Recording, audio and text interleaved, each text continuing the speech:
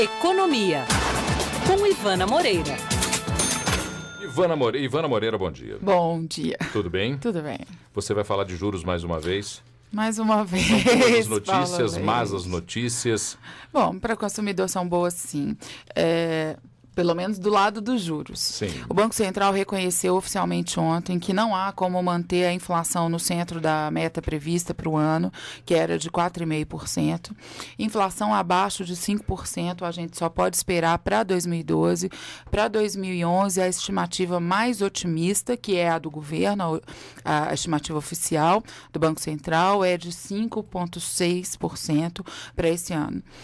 Para manter a inflação nesse patamar de 4,5%, 5%, seria necessário apertar ainda mais as medidas monetárias e fiscais, exatamente como nós dissemos ontem aqui na coluna, e o que o governo concluiu e comunicou oficialmente ao mercado ontem é que elevar a taxa de juros de forma mais agressiva ainda, que é a principal ferramenta de política monetária, seria um golpe duro demais para o ritmo do crescimento, Sim. que já reduziu, já está bem abaixo da previsão que se fazia para esse ano. Oficialmente, o governo já reduziu a previsão de crescimento da economia brasileira de 4,5% para 4% do crescimento do Produto Interno Bruto em 2011. Então, assim, é um comunicado oficial de que o governo não quer mais aplicar o tal do remédio amargo. O olhar, grosso modo, nos dá a impressão de que são poucos pontos percentuais reduzidos, mas isso impacta bastante, tendo em vista uma previsão de 0,5 ponto percentual. Isso assim, 0,5% numa economia de milhões e milhões e milhões, sim, é bastante coisas. A taxa de juros do Brasil, a taxa Selic já subiu 1 ponto percentual, que eles consideram bastante coisa, já bastante grande para o comprometimento do crescimento da economia. E o mercado entendeu esse comunicado do Banco Central como uma sinalização de que os juros vão parar mesmo de subir.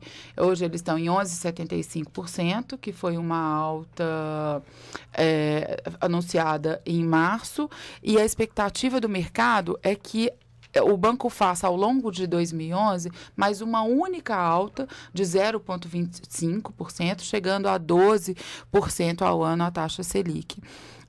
O que, do ponto de vista da taxa de juros, do consumidor que compra o carro, financia e paga esses juros elevados, é uma boa notícia, mas do ponto de vista da inflação, é uma má notícia, porque sim, isso significa que a inflação nesse ano ficará certamente acima dos 5%, o que não é uma boa notícia para um país que tem um histórico de inflação, que luta para controlar a inflação, enfim, o que nós queríamos é que a inflação parasse de subir.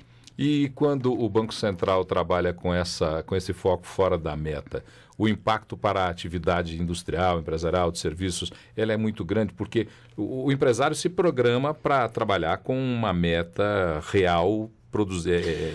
Isso impacta pouco, na verdade. Na verdade, né? A inflação é um custo que será repassado para o consumidor. Quem paga essa conta da inflação alta é o consumidor, porque o empresário passa esse custo no preço. Sim, mas a minha pergunta, por exemplo, se eu sou um prestador de serviços, muito mais do que um produtor de serviços, mas um prestador de serviços, e calculo a minha prestação de serviço, tendo em vista uma previsão de inflação com uma meta central de inflação em torno de 4,5%.